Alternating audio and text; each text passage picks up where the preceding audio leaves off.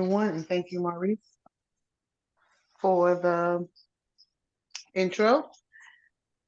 I will be your Toastmaster for the evening, and we will start our club off with first saying thank you for Caleb for having a prepared speech. So we are excited about that, and we will go right into the roles. And I am going to be your general.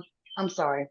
I am going to be your grammarian and art counter for the evening. So I'll take the first explanation of those two roles. So in the role for general evaluator, I'm sorry, I keep saying general evaluator. In the role for R counter, I will be listening for those filler words. I am, so like, oh, while the prepared speech, the table topic speeches, and the speech evaluation, and I will give a report of those at the end. Also, I am your grammarian for today, so I'll be listening for the misuse of the English language during those same speeches. I will also be taking account of the use of the word of the day. And our theme is the cold takes its last bite. The word of the day is vehement, showing strong feelings, forceful, passionate, or intense. Her voice was low but vehement. That is the role of the toast of the grammarian and all counter. And I would like to now hear from our timer. Maurice, could you tell us a little bit about your role tonight? And Yes. be vehement, please. Okay. Well, my role is the timer, and I keep the time on the prepared speech and the table topics. That's my, oh, and I'll go over the times. I presume that Caleb's speech is 5 to 7 minutes. So at 5 minute mark, you will see, and let me do this. Well, I could do it one or two ways. I could do it through the virtual background, or I actually have the timer light, but green at 5 minutes, yellow at 6 minutes, red at 7 minutes. And for the table topics, it's 1 to 2 minutes. So you have green at 1 minute, yellow at 1 minute and a half, and red at 2 minutes. So that is my role as the timer. Back to Thank you, you. Toastmaster. And Thank you very much, Maurice. And I could definitely hear the passion in your explanation. So thank you for that vehement response. Next, we will move on to our general evaluator. And tonight, that will be Caleb. Caleb, would you take a few minutes to tell us about your role, please? Sure. Thank you, Olivia. So my role tonight is the general evaluator, and my role will be first to call on my team of evaluators to say how we did on using the English language correctly, using the word of the day, and whether or not we were on time, as well as to discuss everything that takes place in the meeting, whether we started on time, uh, how everything was going with the meeting itself, whether we kept a good tone or had upbeat or helpful meeting, and to give a general evaluation on how the meeting has gone, which is good because usually the meetings go very well. But that is my role, and back to you, Olivia. Thank you. That was a very good explanation. And let's see, without any further ado, we will move into our prepared speech. Caleb, could you give me the title of your speech, please?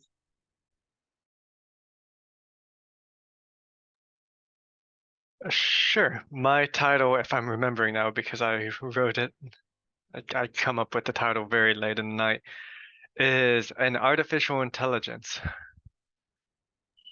Okay, thank you. Good evening, Toastmasters and honored guests. Tonight we will hear a 5 to 7 minute speech from Caleb, and his speech is going to be an artificial intelligence. I am excited to hear about this. I think we are definitely moving into a world more now than ever of AI. And some of it scares me, and I'm hoping that Caleb is going to shed some light and make me feel more comfortable about this new age technology. Caleb, the floor is yours. Thank you. Thank you, Olivia. The title of my presentation is An Artificial Intelligence Posed as a Question, because the question is becoming increasingly more relevant, as you just said, in recent years. We're reaching a point where the technology behind artificial intelligent programs, artificial intelligent generation is becoming more and more powerful. And a lot of people are vehemently opposed or vehemently for, or and in this process, you have people who are very strict in saying they don't want to have this technology at all and are almost Luddites in the sense that they're resistant to it. So part of this I want to talk about is a new program known as ChatGPT, which is a natural language processing software, natural language processing algorithm that has currently gained a lot of traction and popularity as of late. And the reason for that, or the reason why it's gotten so powerful, is the ease of access and the ease of accessibility that really puts this at the forefront of the artificial intelligent technology available to us. So in real time, you can go on, you can make an account, open up the chat, and then you can have a conversation with something that seems almost human, but is not quite human. And it's fascinating and scary in a lot of ways because you have this really powerful algorithm that talks almost like a human talks. It can pose questions and keep things interesting almost like a human can. And it's easy to forget you're talking to something that can't actually think or reason for itself. And as we go further along, this technology will continue to grow and evolve, and I don't think there's any way we can actually get away from it. The truth is, it's too useful. It's when cell phones came out, and now with cell phones as they are now, it seems like you can't leave home without a cell phone. What I foresee in the coming future is that these AI programs, these chat AIs or chat GPTs or neural language or natural language processing systems are going to become more and more prevalent. They're going to become more and more standard to be included in everything, that you won't be able to get away from it. And they're not only being used to generate bodies of text, they're being used to generate artwork. They're being used to generate videos and speech. If one was trained with my speech and my talking pattern for long enough, listened to me long enough, it could give a video and a speech very similar to what I'm doing now. And it would be difficult to tell the difference if you didn't know exactly what to look for. And that really poses this problem where how do you know if something is going to be used ethically in the future? And that's terrifying because the ethical use of a software, the ethical use of a program or a technology, especially one as dominant and as powerful as this, really relies on it not falling into the hands of bad actors or people with bad faith who are incentivized to use it for unethical ways. And we have no way of keeping that out of their hands right now. It's just the technology exists. They're going to use it, and they already have used it for incredibly dubious things. Then that's not even taking into account the biases that can be associated with the people who have programmed the language. We are not immune to biases and prejudices as much as we might strive to be against them.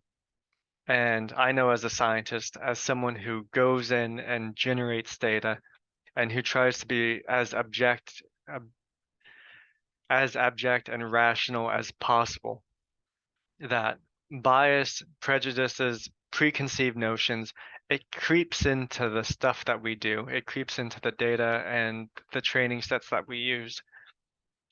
And that can have horrible consequences down the line for technology, where you ask ChatGPT, hey, can you generate me a couple paragraphs on a topic that's interesting for me or useful for me? And it does it, and you don't even realize that there's bias in the answer that it gave to you, because why would you be expecting that it'd be biased? It's this artificial intelligence and absolutely objective and rational, so how could it be biased? Another risk is that people will become over-reliant on this technology.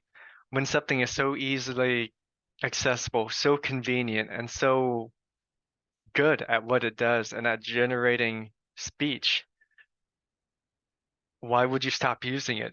And then when you become accustomed to using it as readily as you are, well, what happens when you get sloppy?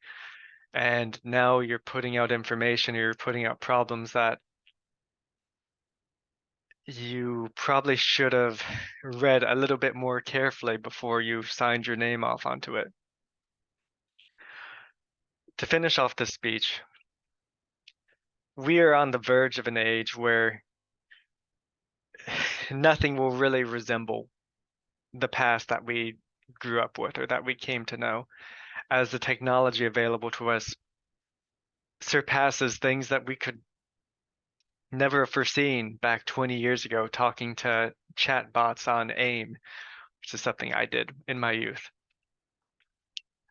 And it's interesting because I used ChatGPT to make this presentation, and how much of what I've said just now was made by Caleb the person, and how much was made by ChatGPT. Thank you, and that is my speech for this evening. Back to you, Olivia. Wow, that was absolutely beautiful. And that ending gave me the creeps. So I love it. Beautiful. Oh my goodness. Very, very good. We'll talk about that in our evaluation portion. Thank you very much for your speech, Caleb. And we're going to move on to the second portion of the meeting, which is one when everyone has an opportunity to participate. This evening, I did not go over the role. I'm sorry, Caleb. I'm sorry, Donovan, of the table topics master. Would you give us your role and then you may begin? Thank you. Yes, thank you, Olivia. I just wanted to go ahead and say that that was a very interesting and inspiring speech that Caleb just finished. So basically, table topics is basically a off the cuff speech mostly. So I could either do it two ways. One, I could ask for a volunteer and then ask a question, or I can ask the question and then ask for a volunteer. That's what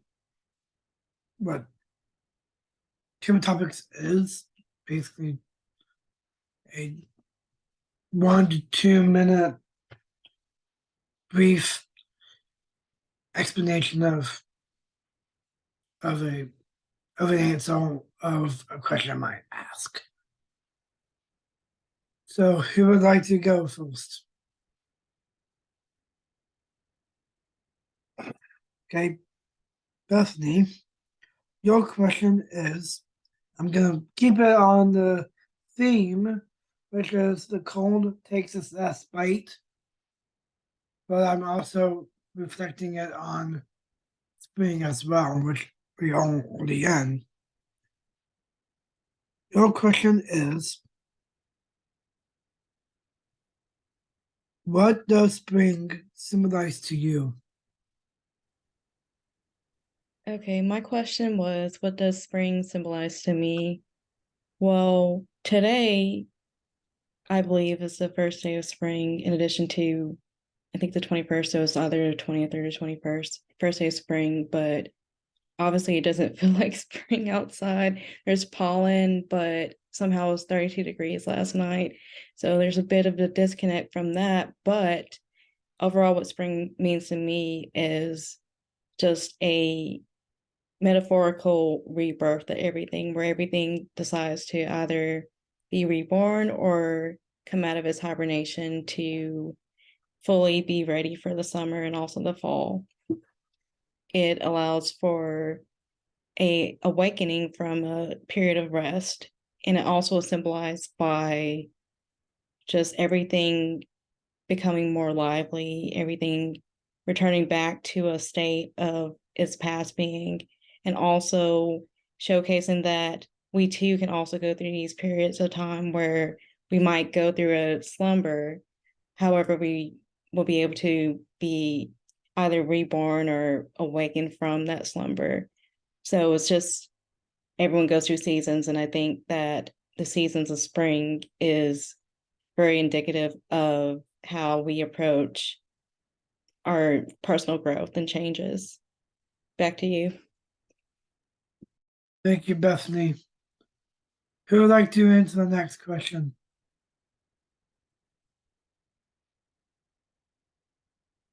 Okay, Caleb, your question is, what place do you remember going to for spring break in college? Thank you, Donovan. My question was, what place do I remember going to on spring break in college?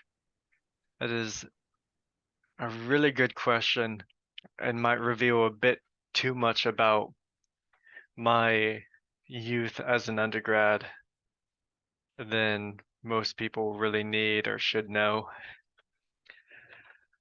That said, I've been in college for a long time now. So I've had a lot of spring breaks in college, but my undergrad years were probably the most fun because it was before the trauma and tribulations that are associated with graduate school. And if I think back, probably one of my most fun spring breaks was when I went to a 3-day festival in New York for one of my friend's bachelor parties, which a 3-day bachelor party for any one person is excessive. I don't care who it is. And it's just, even though it's one of my best friends, having 3 days for a bachelor party in New York to go to an EDM festival, that it's ridiculous. And I ended up sneaking off in the middle of the festival to go hang out with other people who I knew in New York at the time. But it was a lot of fun, and I miss New York and would like to go back at some time.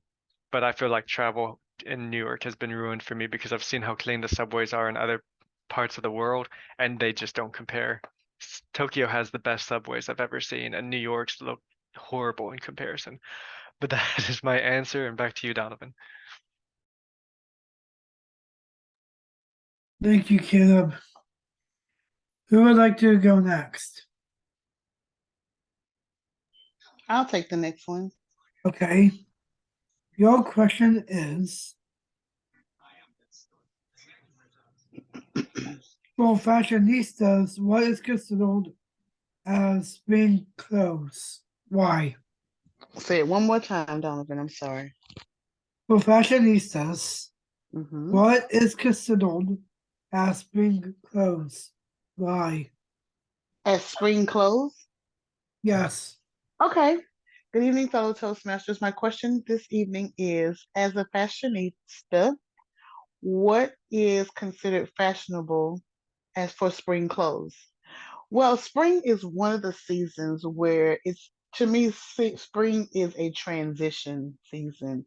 And yes, just like just like the vehement answer that was provided by Brittany, it is a rebirthing season. However, when it comes to fashion, it is a time where you can still wear some layers. So you can still just slightly shave off some of the winter outer layers or the over layers and still wear some soft, maybe some browns and creams, beige clothes that you can wear in the fall or winter.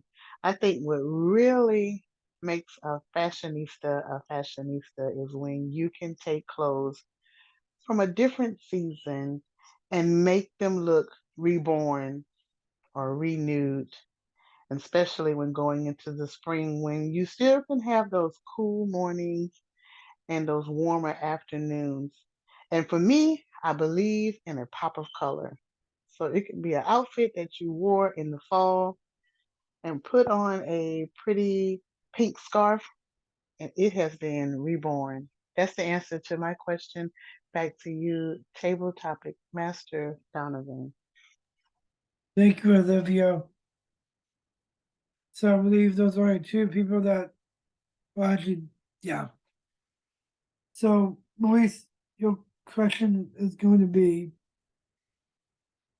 in the spring, would you rather be at a wedding or at a high school or college graduation? Why? Okay, what was the first option? In the spring, would you rather be at a wedding or at a high school or college graduation? Why? Fellow Toastmasters and fellow Toastmasters, would I rather be at during the spring? Would I rather be at a wedding or a high school graduation Or college? or college graduation? Yes. That's kind of tough to answer because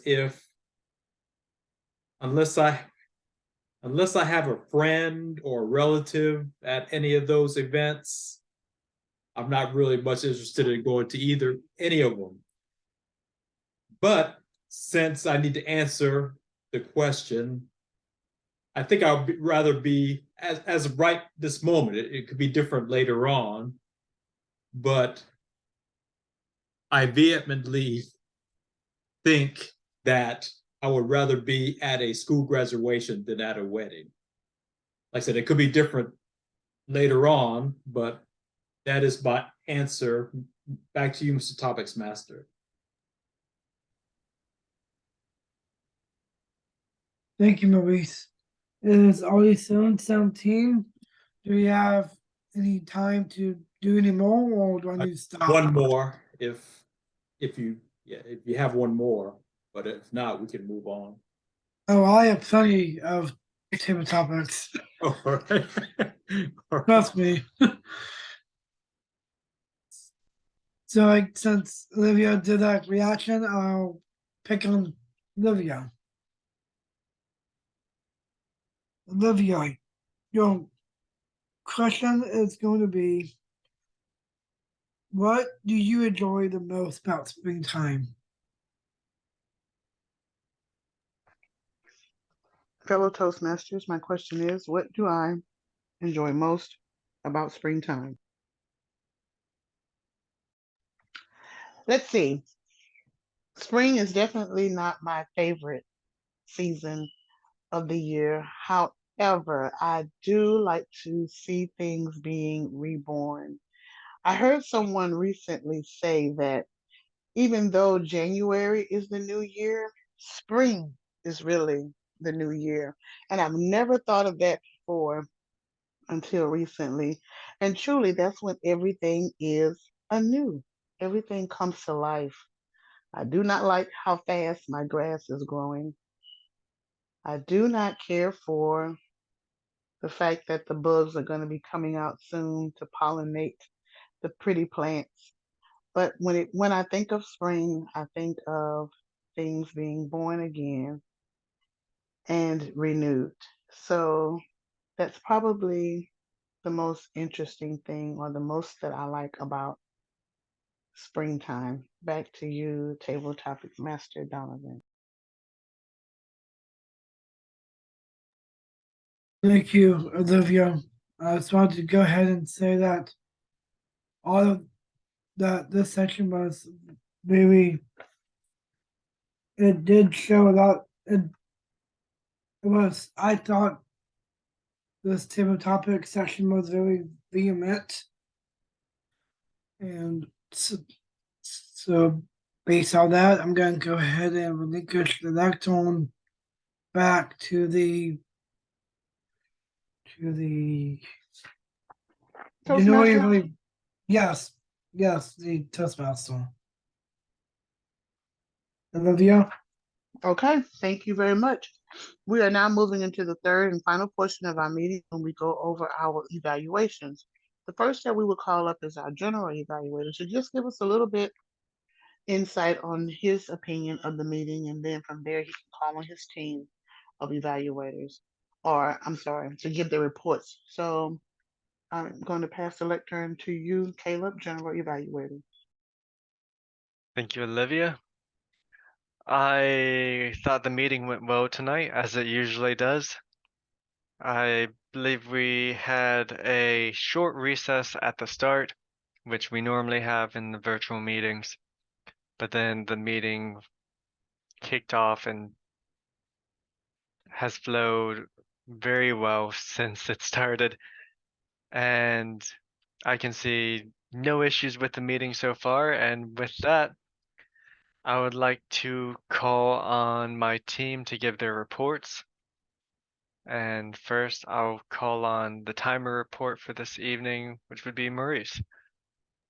All right, thank you. I would like to have the speech evaluator go over your speech, and then I'll record her time and then do the time report. Oh, right. I'm sorry. I forgot that I needed my speech evaluated. Olivia, Yep. would you like to give the speech evaluation? Sorry. Sure thing. No problem. Sure. Hold on. Okay, so your speech was phenomenal. And I wrote that at the very beginning before we even had that twist at the end that really was kind of hair raising, to say the least. Let's see, it was very thought provoking. You asked quite a few questions, which is what I think that you excelled at. Asking questions, causing it to be thought provoking. It was very strong from the very beginning. You used, what thing that I liked the most was, in addition to it being thought provoking, it was factual, and then you also gave your thoughts, which I really appreciate that because it allowed you to express your feelings. We can have all these facts thrown at us all day long about artificial intelligence, but when someone gives a human approach or a human response, it allows the listener to just understand that this person is just, because this is truly one of those controversial topics, and you allowed yourself to be transparent and just expose how you felt about the situation. If I had to think of something that you may have not necessarily say work on, but I think you may stumbled just a little bit on this speech, was you were real excited at the beginning and very good job on the use of the word of the day. But because it wasn't a part of your speech, maybe you kind of, I think it became a little distracting. So I would say, although it is very good to incorporate the use of the word of the day, most importantly, focus on your speech. And if you can incorporate the word of the day, great. And if you can't, you're not being judged on that anyway. Your ending, you went back to the basics and you said, listen, things are just not going to be the way they were 20 years ago. And you explained that. So even if someone missed half of the speech or didn't even catch the main topic, at the end you made it very simple and just said that things are changing. And then when you said that you use the chat JBT, holy smoke. Recently I saw a commercial, and it was an online commercial, and it was talking about how you can use this program to help you write your speech. complete your resume and even make podcasts and do marketing and advertisements. So to see that you actually have used something similar to that and made a speech that I truly would have never ever thought any of it had any artificial intelligence was phenomenal. So thank you for bringing that home and making it so easy to understand. That is it for my speech evaluation, and back to you as general evaluator. Thank you, Olivia, and I'm glad my speech had the impact that it did. It's really interesting and scary, and I'm glad I was able to convey that point because I'm at the forefront of technology, or at least I try to be at the forefront of technology. This is you either use the technology or you fall off the bus and then get left behind as things keep advancing. But before I continue on, I just want to say, with the commercial you saw, it reminded me that I was talking to faculty at the University of South Alabama. This is a dean of a college or a chair of the college, so someone pretty high up. And they've been playing with this, and they're an older faculty. So they went on ChatGPT and they had a friend in another college who needed a letter of recommendation for something. So he goes on there and he goes to the program and says, "Can you write me a letter of recommendation for so and so from the University of South Alabama that takes into account this, this, and this?" And it wrote a letter of recommendation that was glowing, that had student reviews from previous students that he had taken. It gave a Wow. list of his publications, gave a list of awards that he had received, and put it all together in something that would have been a very strong letter of recommendation for someone 5 years ago, that actually had sources and citations and papers that anyway, I don't want to go on to it's fascinating. And he saw that and it was like, oh my God, this is fantastic. Saved me from writing a letter. Anyway. It's fantastic, but it's also scary. And like you said, it's going to eventually end up in the wrong hands. It already has. So Oh it's yeah. just, oh boy. I'm not ready for it. I still remember the movie Howard the Duck, and that movie scared me back then. And I was just like, oh, I don't want to be around when we start having little robots walking around the house. And then when the iRobot came out to vacuum the floor, I have had an opportunity to get that as a gift, and I just don't want it. Nope, I'll vacuum and sweep my own floor. Thank you. Get that away from me. I don't care if it's a $400 gift and you're gonna give it to me for Christmas. I don't want it. Take it away from me. I will take care of my own floor. I'm not even used to using the dishwasher, and I've had one of those my entire life. I wash my own dishes, sweep my own floor. Thank you very much. Right. Oh, it's it's exciting. That's without giving too many of my personal biases or beliefs on it. It's gonna be weird times. But now Yeah. I'd like to call on Maurice for the timers report. Yeah. All right, thanks, Caleb. For Caleb's speech, it was 6 minutes and 52 seconds. Bethany's table topic was 1 minute 29 seconds. Caleb's table topic was 2 minutes and 6 seconds. Olivia's table topic, or first table topic, was 1 minute and 31 seconds. My table topic was 1 minute and 6 seconds. Olivia's second table topic was 1 minute and 10 seconds. And Olivia's evaluation of Caleb's speech was 3 minutes and 27 seconds. And before I conclude the timers report, I just want to say a little something about artificial intelligence.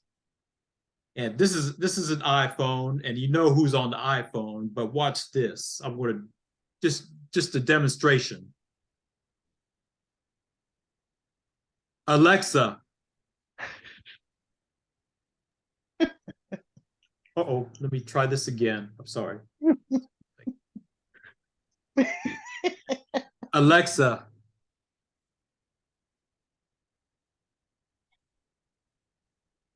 Okay, not exactly. Siri. So that's artificial intelligence right there. Right? There is. All right, back to you, general evaluator. Thank you, Maurice. I didn't know that iPhone realized who Alexa was now. That's really funny. It's Hmm. things are getting weird. I still don't have the Apple or Amazon Echo or Amazon Alexa. I don't have that in my house yet. I know I'm already being spied on by my phone. I'll Oh, say yeah. something Oh, 2 that's good days. to know. Yeah, Oh, it's that it Well, kills me. another point to that, years ago, 30, 40, 50 years ago, if someone says that their phone is bugged, you thought they had to go to the funny farm. But Right. Now our phone is bugged and we know it's bugged because I say, it "Oh, I is want to get ice cream," and 30 minutes later it's showing me ads for ice cream places. advertisement. yes. Oh, so creepy. There's I don't know if anyone's aware, but the show Futurama made a lot of very poignant and predictive jokes. One of it was whenever someone would dream in the 31st century, they would have ads beamed directly into their dreams, Mm, mm, which mm, mm. we're probably not See, too far away from that. But I can see that.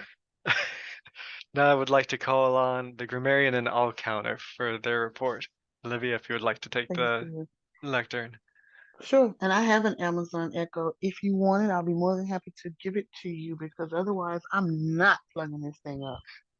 It will not talk to me in the middle of the night. No way. You can have it. Let me know if you want it. I'll be more than happy to bring it to you. Brand new, never came out of the box. Okay, let's talk about our grammarian and all counters report. For you and I just said again. I've done terrible tonight with that. For your prepared speech, Caleb, I heard no misuse of the English language, nor did I hear any filler words. I do think that you paused twice. You did that.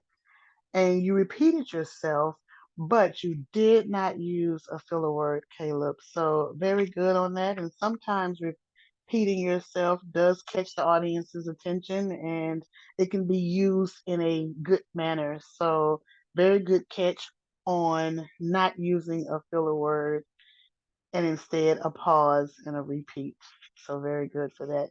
And again, the audience, it catches their attention in a good way, and then it gives you an opportunity for your brain, your real intelligence, not the AI, to get back into the thought process it was in originally. Caleb, you had no misuse of the English language and no filler words. I'm sorry, Brittany, we're talking about the table topics. You were the first one up. You talked about being reborn in the springtime, and you had no misuse of the English language and no filler words. Caleb, you talked about New York. I have to ask, what city were you in? Were you in New York City? I was in New York City. Yeah, I love that place, and the subways are atrocious. And I still think that I walked past a deceased person one day when I was there, and no one seemed to care. And I kept waiting for this man's heart to see his heartbeat or to see his chest rise and fall. And he didn't have on a lot of clothes, and his chest never went up or down. And the person that I was with was like, "Come on, I can't stand to look at this." And I'm like, "No, someone needs to check on this guy." So yeah, I do think I was walking past a deceased person. Very, very, very sad. But no misuse of the English language or filler words. I did not hear any uhs in my speech, Maurice, neither in yours. When I got to my speech evaluation, I used three uhs and one which is odd for me because that's not typically a word that or a phrase that I use. And in going over this portion with the with the general evaluator, I heard myself. not general evaluator, my goodness, with the R counselor and grammarian. I heard myself say R twice. Let's see, let's go over our use of the word of the day. Very good, everyone. Maurice 1 time, Olivia 4 times, and Caleb 3 times. Maurice, I think you said it twice. Caleb 3 and Olivia 4. Let's say it back to your general evaluator.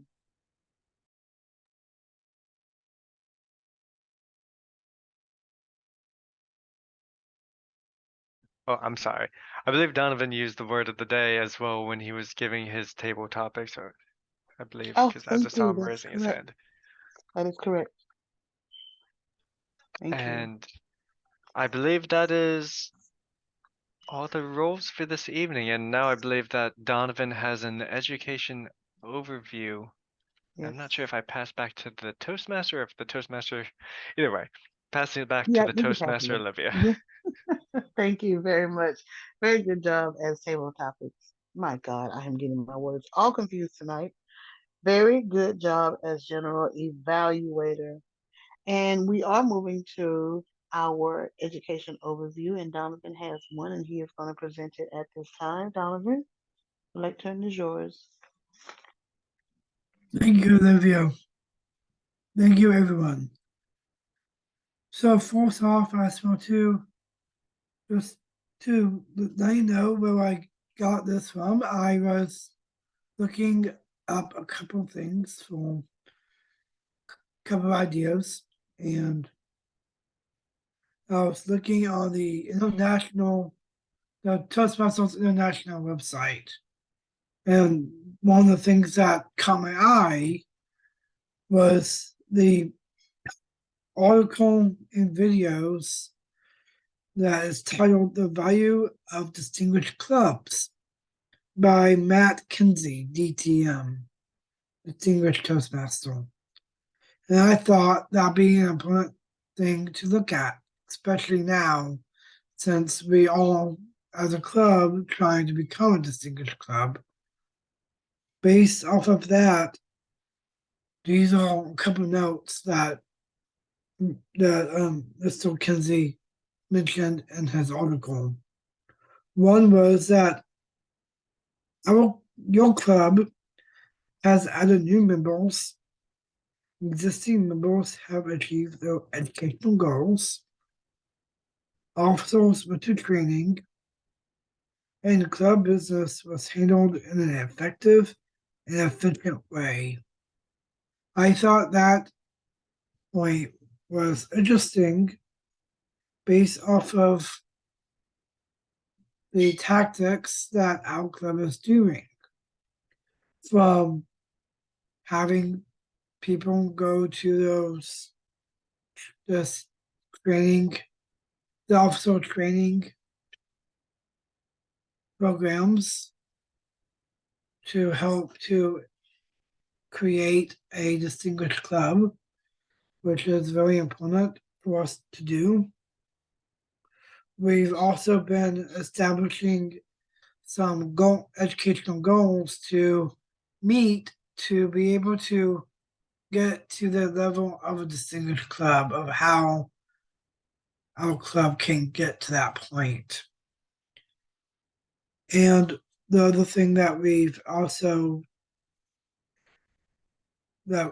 also do, especially at the beginning, is club business. And by having club business, it's a good way to be able to learn what's going on around the club. It's still on. And I also picked out a quote that Mr. Kinsey said was, the Distinguished Club program is the best measure we have of how effective a club is at meeting its mission.